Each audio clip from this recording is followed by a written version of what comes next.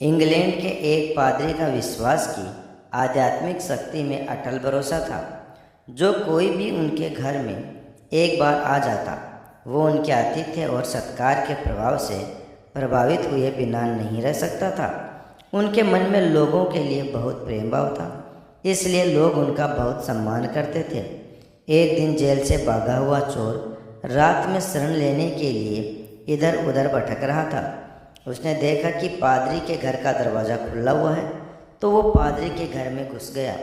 पादरी ने देखते ही उसका अभिवादन किया और उससे कहा, तुम्हारा मेरे घर में स्वागत है मेरे भाई, लेकिन तुम ये बताओ तुम कौन हो और यहाँ क्या करने आए हो।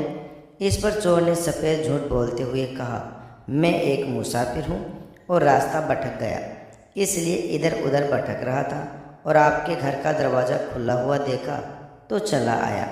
क्या मुझे सिर छुपाने के लिए जगह मिल सकती है?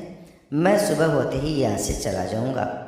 पादरी ने उससे कहा, हाँ क्यों नहीं, तुम यहाँ आराम से रह सकते हो और मुझे लगता है तुम बहुत थक गए हो, इसलिए तुम जाकर आराम से हाथ मुँह धो लो।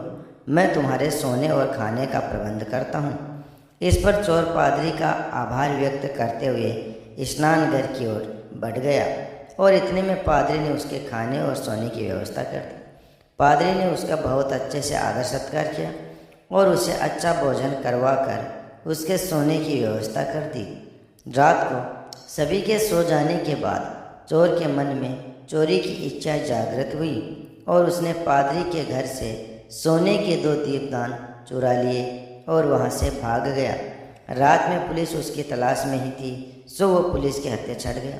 तो पूछताछ में उसने बता दिया कि मैंने सोने के दीपदान पादरी के घर से चुराए हैं। इस पर उसे पादरी के सामने लाया गया तो पादरी ने पुलिस वालों से कहा, कृपया इसे छोड़ दीजिए, ये मेरे घर में मेहमान के तौर पर आया था और मैंने ये दीपदान इसे उपहार के तौर पर दिया है।